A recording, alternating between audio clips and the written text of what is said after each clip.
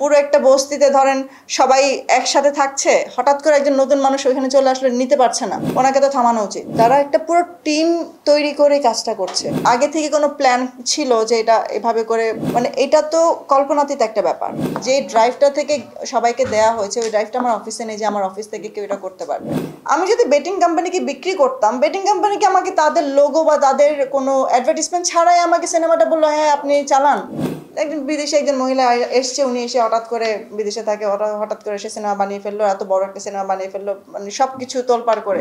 কয়টা file upload করব right ম্যানেজারে? আমি তো জানি না যে সে কালার গ্রেড চেঞ্জ করে কোন কালার গ্রেডে আসবে। তো আপনি যেভাবে বললেন যে আমরা কেন আগে কোনো মেজার্স নিইনি, আমরা মেজার্স নিয়েছি, বাট এইগুলো যদি চিন্তা করে করতে হয়। টানা সপ্তমবারের মতো বেস্ট টিস্যু পেপার ব্র্যান্ড হিসেবে স্বীকৃতি পেয়েছে বসুন্ধরা টিস্যু। তাহলে তো আমাকে প্রথমে আগে মানে দেখতে হবে, যে জানতে হবে যে কে করতে যাচ্ছে এবং সে কোন জিনিসটা চেঞ্জ করবে। সে কি কালার চেঞ্জ করবে, নাকি সে কি ফ্রেম রেট চেঞ্জ করবে, নাকি সে হয়তো বা ফ্লিপ ভার্সনটা দিবে না মিরর ভার্সনটা দিবে, সেটা আমাকে আগে জানতে হবে। তো তাকে কি সে আমাকে বলতে হবে আমি এটা দিতে যাচ্ছি। তো আমাকে মানে প্রশ্নটাই আসলে ভুল। আমরা আমাদের মতো মেজার্স নিয়েছি, বাট যারা খুব স্বচ্ছভাবে যারা চেষ্টা করেছিল, খুব কুল মাইন্ডেডলি যারা চিন্তা করেছে যে এইটার সাপোর্টাজ আমরা করবই, বরবাদের সাপোর্টাজ আমরা করবই, তারা একটা পুরো টিম তৈরি করে কাজটা করছে। কারণ এটা সাধারণ মানুষের পক্ষে সম্ভব না, আপনার আমার পক্ষে সম্ভব না যে আমরা কম্পিউটারে বসলাম ফ্রেম রেট চেঞ্জ করে দিলাম, আমরা কম্পিউটারে বসলাম পুরো কালার গ্রেড চেঞ্জ করে, পসিবলই না। এখন যারা টেকনিক্যাল, যারা এগুলো নিয়ে কাজ করে তারাই পারবে। তো প্রফেশনাল যারা, তো একটা প্রফেশনাল টিম কাজ করছে এটার পিছনে।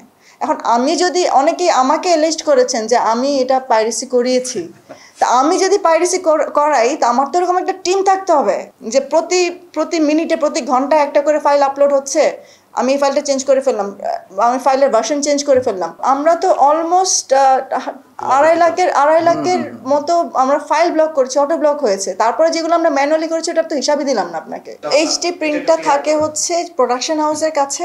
এইচডি প্রিন্টটা আমাদেরকে দিতে হয় যে সিনেমা হলগুলোতে আমরা মানে সিনেপ্লেক্স, মাল্টিপ্লেক্স এবং যেই সার্ভার থেকে সিঙ্গেল স্ক্রিনে যায়, জাজ মাল্টিমিডিয়ার সার্ভার থেকে সিঙ্গেল স্ক্রিনে গিয়েছে, তো ওনাদের কাছে আমাদেরকে 2টা ভার্সন দিতে হয়েছে, MP4 ভার্সন এবং আরেকটা আমাদের ডিসিপি একটা ভার্সন ওনাদেরকে দিতে হয়েছে।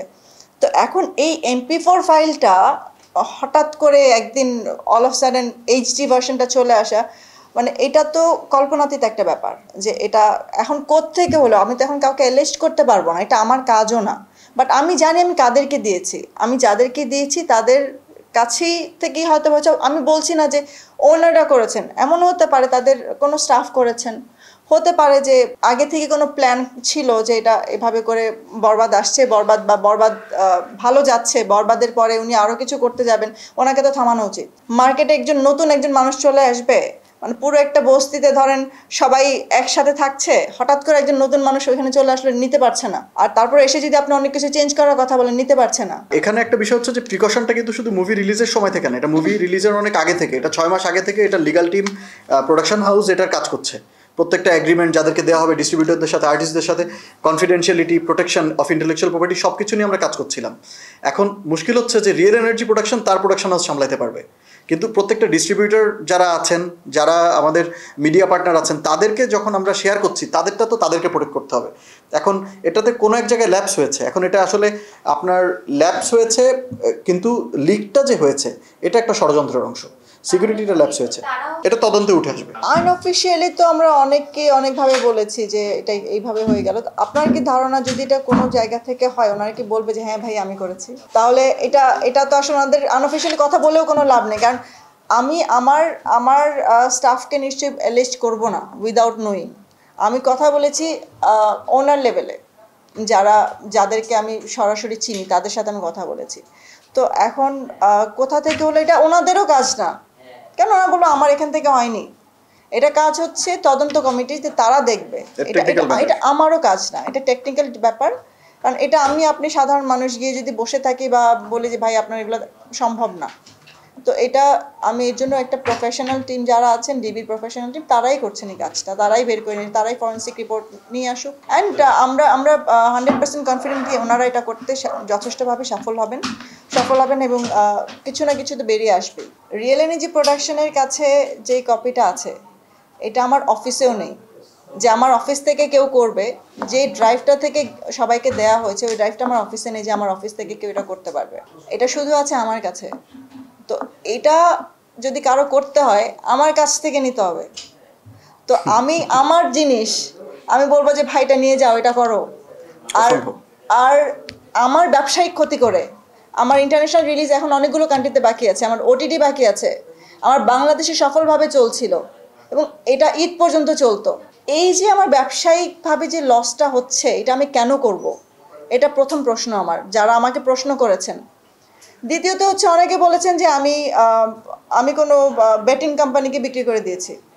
আমি যদি বেটিং কোম্পানিকে বিক্রি করতাম, বেটিং কোম্পানিকে আমাকে তাদের লোগো বা তাদের কোনো অ্যাডভার্টিসমেন্ট ছাড়াই আমাকে সিনেমাটা বললো হ্যাঁ আপনি চালান, কোথায় আপনার লোগো দেখেছেন, কোথাও কোনো অ্যাডভার্টিসমেন্ট দেখেছেন? আমি তো পাইনি ভাই, আমি যেগুলো আমার নজরে এসছে আমি পাইনি। তাহলে এটা কেন এইভাবে করে অ্যালিস্ট করে? সাধারণ মানুষের কি এতটুকু সেন্স নেই যে একটা মানুষকে জাস্ট মানে একটা মাধ্যম পেয়ে গেলাম আর বলে ফেললাম? তো এগুলো তো আসলে ডিফেম করা একজনকে, এটা একটা কোম্পানিকে ডিফেমেশন, এটা তো আসলে উচিত না। না জেনে একটা কথা বলা, না বুঝে একটা কথা বলা। আর আমরা এটা যখন একটা ব্যবসা সফল সিনেমা চলছে, যখন আমাদের মানে বরবাদ, বাংলাদেশের সবচেয়ে বড় একটা সিনেমা বরবাদ খুব সফলভাবে এগিয়ে যাচ্ছিল, আমরা সেটা কেন করবো? সফলতাটাকে নষ্ট করার জন্য? আমরা কি চাইবো সেটা হোক? সংকট তো দেখুন, আমি যখন হ্যাঁ অনেকগুলো ব্যাপার, আমি তো সিনেমার রিলিজ থেকে শুরু করে সব কিছু এখন পর্যন্ত আজকে আপনাদের সামনে কথা বলতে হচ্ছে, আপনাদেরকে কষ্ট করে ডেকে এখানে এই সংবাদ সম্মেলন করার একটাই কারণ, আমি তো প্রত্যেকটা স্টেপে বাধা পাচ্ছি। একটা সিনেমা ভালো যাচ্ছে, ভালো যাবে, এরপরে আরও ভালো সিনেমা হবে, এটা অনেকে নিতে পারছে না। তো এই যে আপনি ধকল তো আছেই, ধকল, এটা একটা মানুষ সবচেয়ে বড় ব্যাপার হচ্ছে যে আমার আর্থিক ক্ষতির চাইতে এটা আমার আমার কোম্পানির রেপুটেশন, এটা আমার নিজের পার্সোনাল রেপুটেশন, প্লাস আমার মানসিক শান্তি, এটা একটা মেন্টাল প্রেশার এটা আমার জন্য। কারণ আমি তো অভ্যস্ত না এগুলো দেখে, যে আমাকে কেউ, আমি যেটা করিনি এটার জন্য আমাকে অ্যালিস্ট করবে, বা আমি কেনই বা এটা মেনে নিব, বাট আমাকে এখানে এসে মেনে নিতে হচ্ছে এখন। তো এটা আমার জন্য একটা ধকল। হ্যাঁ আমি ধকলের মধ্যে দিয়ে যাচ্ছি, কিন্তু আমি যতই মানুষ চেষ্টা করুক না কেন, আমি তো সবসময় বলবো যে এটা একদম 100% আমাকে থামানোর জন্য, আমরা যেন ইন্ডাস্ট্রিতে ভালো সিনেমা না বানাতে পারি, বা আমরা যেন ইন্ডাস্ট্রিতে না থাকতে পারি, আমরা ডিমোটিভেটেড হয়ে ইন্ডাস্ট্রি থেকে চলে যাই। বিদেশে একজন মহিলা এসছে, উনি এসে হঠাৎ করে বিদেশে থাকে, হঠাৎ করে এসে সিনেমা বানিয়ে ফেললো, এত বড় একটা সিনেমা বানিয়ে ফেললো, মানে সব কিছু তোলপাড় করে। এটা অনেকে নিতে পারছে না। এটা খুবই সিম্পল, মানে এটা আমার কাছে it's very clear to me.